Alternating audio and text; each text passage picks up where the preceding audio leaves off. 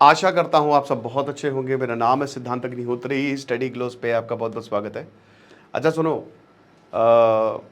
ये आंखों के ऊपर आपको लग रहा होगा ये क्या हो गया सर, ये कट है बेसिकली। कल मैं वर्कआउट कर रहा था तो जो मुझे सपोर्ट देता है हैवी वर्कआउट में, वो रॉड मेरे ऊपर गिर गई, तो वह आंख फूट सकती थी, लेकिन ये ऊपर गिरी है मेरे, तो एक कट लगा हुआ है, इसलिए आंख थोड़ी स्वेल कर गई है, तो इसको आप इग्नोर करिएगा। बाकी अगर हम बात करते हैं अमेरिका की, तो कल मैंने एक डॉक्यूमेंट्री देखी गुरु, ओसामा बिन लादेन पर। कसम से बता रहा, मजा आ गई, मजा आया, और ये मजा मैं सबको देना चाहता हूं, तो इसीलिए मैं पूरा एक लेक्चर ओसामा बिन लादेन पे मैंने 2-3 किताबें पढ़ी है, बट कल वाली डॉक्यूमेंट्री दिल खुश कर दिया। तो आज बैठेंगे ओसामा बिन लादेन पर बात करेंगे, थोड़ी देर में, अभी 1-1.5 घंटे का वो लेक्चर अपलोड होगा। हम अभी बात करने वाले हैं पाकिस्तान भारत को क्या समझता है। एक 35 पेज की पीडीएफ जो है वो अमेरिका की जो इंटेलिजेंस एजेंसी है उसने निकाली है, और उसमें हर देश के बारे में लिखा हुआ है।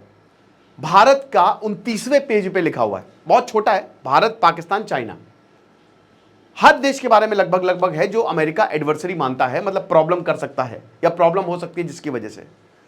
तो अब क्या लिखा है, क्या छपा है, ऐसा हम चलिए डिकोड करते हैं।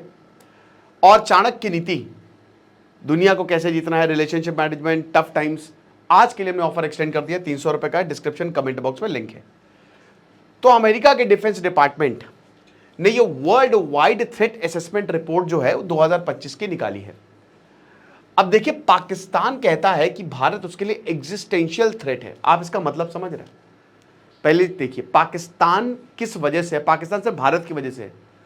अगर आप इंडिया को हटा दो तो पाकिस्तान एग्जिस्ट ही नहीं कर सकता। वो इंडिया को बार बार लाता है, युद्ध कभी कर देगा, क्योंकि भारत का पूरा नाम है।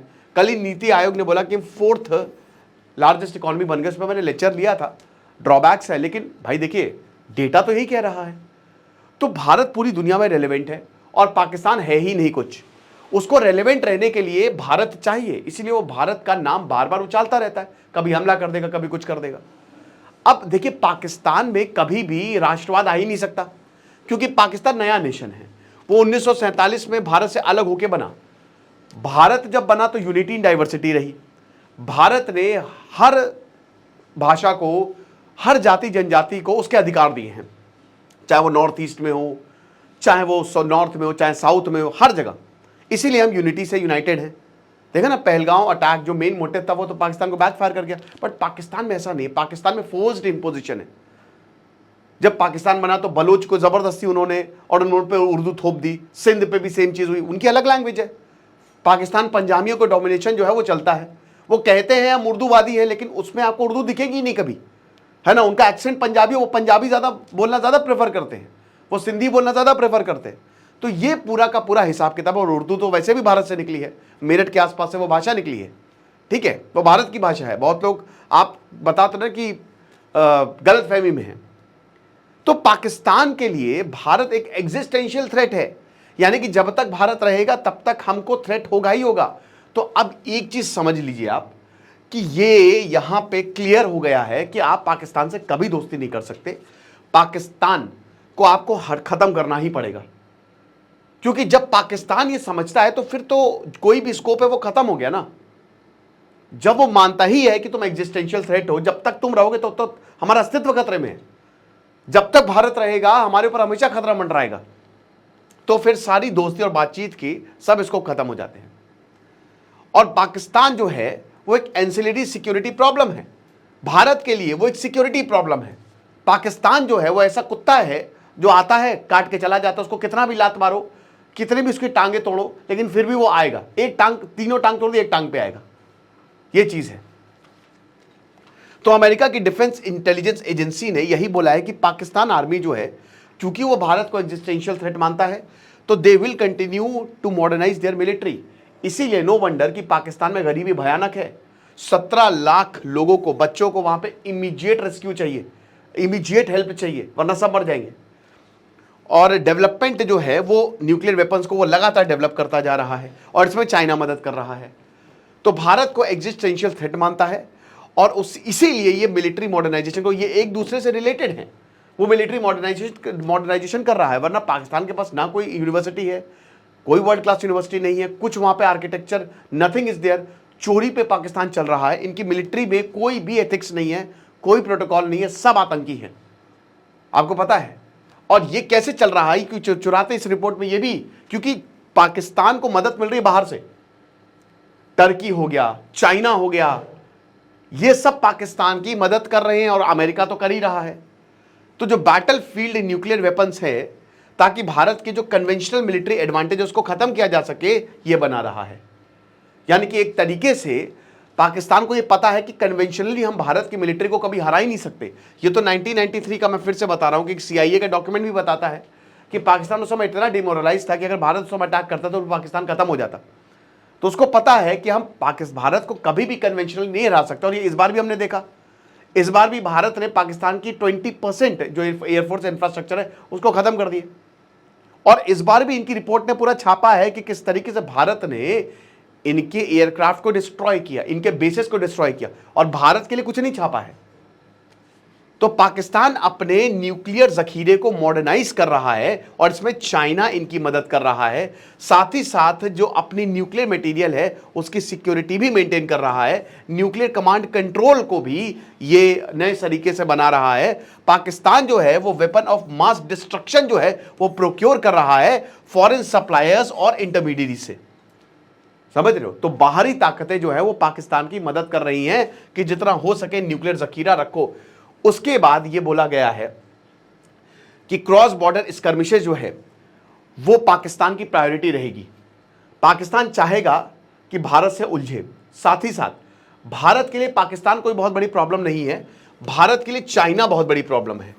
भारत चाइना से निपटने की तैयारी कर रहा है। और यहां तक ये बोल दिया है कि जिस तरीके से पाक चाइना के साथ बॉर्डर टेंशन चल रही है ये एस्केलेट हो सकता है, चाइना के साथ प्रॉब्लम एस्केलेट हो सकती है। जिस तरीके से चाइना बांग्लादेश में घुस रहा है, जिस तरीके से बॉर्डर पे चाइना जो है वो अपने इंफ्रास्ट्रक्चर को फैला रहा है, प्रॉब्लम क्रिएट हो सकती है। पाकिस्तान अगले साल तक पाकिस्तान की जो टॉप प्रायोरिटीज है वो क्रॉस बॉर्डर स्कर्मिशेस रहेगी विथ रीजनल रेबर्स, इसमें भारत आता है। उसके बाद तहरीके तालिबान और बलोच नेशनल मिलिटेंट्स जो हैं पाकिस्तान की बैंड बजाए हुए हैं। काउंटर टेररिज्म एफर्ट्स और न्यूक्लियर मॉडर्नाइजेशन भी इनकी प्रायोरिटी रहेगी, ठीक है। यानी कि बलोच नेशनलिज्म और जो तहरीके तालिबान है इनको क्रश करने के लिए इन्होंने काउंटर टेररिज्म यूनिट बनाया है। उसको ये पैसा देंगे, उसको ये आम करेंगे कि कुछ भी करके इनको मारो। अब ये कह रहे हैं कि ठीक है पाकिस्तान का जो डेली ऑपरेशंस है पिछले वो उसमें काफी मिलिटेंट्स मारे गए हैं, लेकिन 2500 से ज्यादा लोग 2024 में पाकिस्तान में मरे हैं। इन्हीं मिलिटेंट्स की उसी जिन आतंकवादियों को पाकिस्तान पाल पोस रहा है। फिर उसके बाद जो पाकिस्तान है he is the primary recipient of China economic and military generosity. यानी कि जो भी चाइना बनाता है, जितनी भी मिलिट्री डेवलपमेंट्स कर रहा है वो पाकिस्तान को भीख में देता है। वो मटेरियल्स, फॉरेन मटेरियल्स और टेक्नोलॉजी जो है वो पाकिस्तान को देता है, इनकी आर्म्ड फोर्सेस को देता है, ठीक है। यानी कि चाइना के बिना पाकिस्तान कुछ है ही नहीं। इसीलिए भारत का सबसे बड़ा टारगेट चाइना है। उसके तो ये चीज है। फिर उसके बाद ये नई एयर एक्सरसाइज करते हैं, ये नई मिलिट्री एक्सरसाइज करते हैं। अभी नवंबर 2024 से इन्होंने नई जो एक्सरसाइज करनी शुरू की है वो भी खतरनाक है। फॉरेन मटेरियल्स और टेक्नोलॉजी जो पाकिस्तान को सपोर्ट करते हैं ये चाइना से ही आ रही है, और कभी कभी ये सिंगापुर, हांगकांग, टर्की और यूनाइटेड अरब अमीरात से भी आ रही है।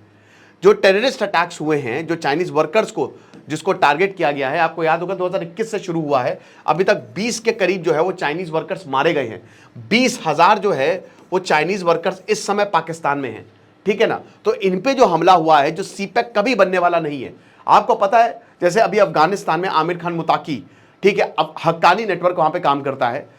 क्यों आखिरकार बोला है कि अफगानिस्तान से निकालो सीपैक? क्योंकि भाई चाइना को पता चल गया है कि मेरे भाई पाकिस्तान में कभी पूरा नहीं हो पाएगा, हम पाकिस्तान में कभी भी सीपैक नहीं बना पाएंगे। पिछले 10 साल से हमारा पैसा गया, इसीलिए हमको एक अल्टरनेट रूट निकालना है, वो अफगानिस्तान से होते हुए जाएगा, समझ रहे हो। तो ये चीज है। तो यहां पे सीपेक जो है वो एक पॉइंट ऑफ फ्रिक्शन रहा है कंट्रीज के बीच में, जिसमें 7 चाइनीज नेशनल्स अभी तक 2024 में ही मारे गए हैं। दासू डैम पे अटैक हुआ था, एयरपोर्ट पे अटैक हुआ था जिसमें चाइनीज नेशनल्स मारे गए थे। चाइना ने काफी ज्यादा प्रेशर डाला था, ये हिसाब किताब है। तो और भारत की अगर बात करते हैं तो भारत जिस तरीके से चाइना इंफ्रास्ट्रक्चर, बॉर्डर इंफ्रास्ट्रक्चर बढ़ा रहा है, भारत से लड़ाइयां हो सकती हैं। तो ये कुछ लिखा है भारत, चाइना, पाकिस्तान के बारे में। भारत को अपने मॉडर्नाइजेशन पे काम करना चाहिए, जो कि हम कर ही रहे हैं। अपने इंटेलिजेंस पर काम करना चाहिए, कॉवर्ट ऑपरेशंस पर काम करना चाहिए, स्टेम पे काम करना चाहिए। जो हमारा डेलीगेशन गया था वो चड्डियाँ उतार ही रहा है, पाकिस्तान के शशि थरूर ऐसी की तैसी कर ही रहे हैं। तो यही है, आपको क्या लगता है मुझे कमेंट बॉक्स में बताइएगा। नीति 70 कूपन कोड यूज़ करें, 300 रुपये का ये चाणक्य नीति कोर्स मिलेगा, डिस्क्रिप्शन कमेंट बॉक्स में लिंक है। खुश रहिए, पढ़ते रहिए। दिस इज सिद्धांत अग्निहोत्री साइनिंग ऑफ।